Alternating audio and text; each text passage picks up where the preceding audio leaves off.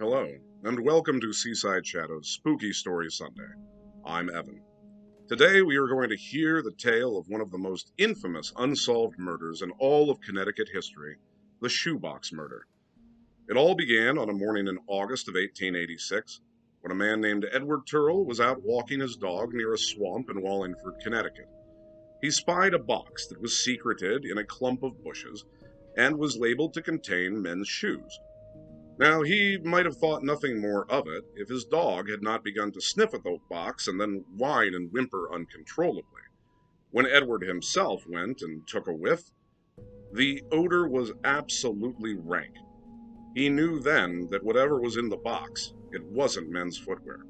So he returned with two companions, and they pried open the lid of the box. Within, they saw a sight that would set off an international furor and ultimately lead absolutely nowhere. Within, they found the torso of a man, his arms, legs, and head having been removed. The torso was wrapped in tar paper and was sitting in a bed of blood-soaked straw.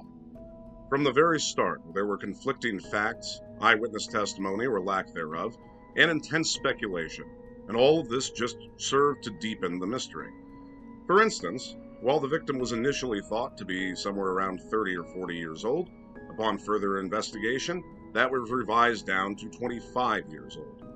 Was the dismemberment done in a skillful or haphazard manner? Well, that depends on which account of the time you choose to believe. However, it was because of the belief that the person was skilled in dismembering whoever it was that led to the intense questioning of area butchers. Those would not be the last class of individual to be looked at with suspicion by the time everything was done. The rumor mill began immediately churning as to the identity of the victim. It was at first thought to be a man named Albert J. Cooley. He was a Civil War veteran who had recently collected a large pension from a factory and promptly disappeared. That theory was quashed when Cooley was discovered very much alive and in one piece a short time afterwards.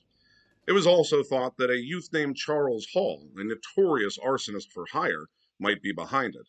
Hall had recently escaped from police custody and disappeared, never to be seen or heard from again. So it is possible that Charles Hall was the man in the box, but no evidence was conclusive. At least four other people were suspected of being the victim, and all four were eventually found to be breathing. Even when a set of arms and legs, also wrapped in tar paper, were discovered weeks later, it still shed no more light on the mystery. In fact, an autopsy of the internal organs revealed that the man, whoever he had been in life, had a stomach full of arsenic. That was almost certainly the manner of the murder. The body had been within that shoebox for at least 5 to 10 days prior to its discovery by Turrell and his dog. With the identification of the victim at a standstill, speculation turned back to who the culprit might be. And there was no limit to the people who were possible suspects in the eyes of the authorities and the townsfolk. With the identification of the victim at a standstill, the local authorities and gossips turned their attention back to the identity of who had done the dastardly deed. And there was no shortage of suspects. Apparently, the town of Wallingford was at the time beset by, quote, firebugs and youthful highway robbers, end quote. And it was among the youth and the quote unquote dissipated that authorities first searched. But none of the people they examined could plausibly have been the murderer. There was a young prostitute named Mabel who was detained for some time when she had claimed that she knew the entirety of the story. However, she was later released after she recanted and, unfortunately, committed suicide 2 years later. She was a troubled individual. So, with only wild speculation and no real leads, the only real clue the authorities had was the box itself. And tracing the provenance of the box led to some of the wildest speculation of all. It had originated in a shoe factory in Fall River, Massachusetts, where it had been filled with men's footwear, shipped off to a wholesaler in Chicago, who then emptied the contents of the box and put it behind their warehouse. That's where the box stayed until one day an unidentified man came and purchased it. It was not seen again until it turned up nearly 1,000 miles away in Wallingford, Connecticut, when Turrell and his dog happened upon it. At the time, Chicago was a hotbed of conflict between labor and capital. When that had blown up into the Haymarket Square riot of 1886 in May of that year, so just a few months before the torso was found. The violence in Chicago dominated national and international headlines, and it was still very much top of mind for the residents of Wallingford as the Shoebox mystery unfolded. And this spurred the most spectacular theory of them all. It was speculated that the victim was one of the instigators of the labor demonstrations, who, for one reason or another, had to be silenced. Since Connecticut had a reputation for unsolved murders, or so the theory went, the victim had either been killed in Chicago and then shipped to Connecticut for dismemberment, or had been lured to Connecticut where he was then poisoned and cut into pieces. It should surprise no one that while earning marks for creativity, nothing ever came of the Haymarket Square riot connection.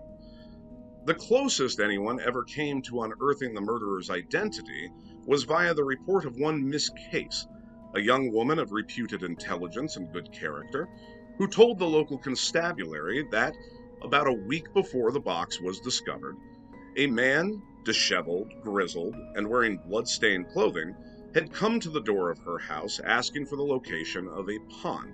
Now, Miss Case had never heard of the pond in question, but she did direct the man to the nearby Quinnipiac River, and then later that day saw him, all clean, wearing new clothing, and no blood on him. In fact, authorities did find blood-stained clothes in the Quinnipiac River after Miss Case had given her tale, but that is where the trail ran cold.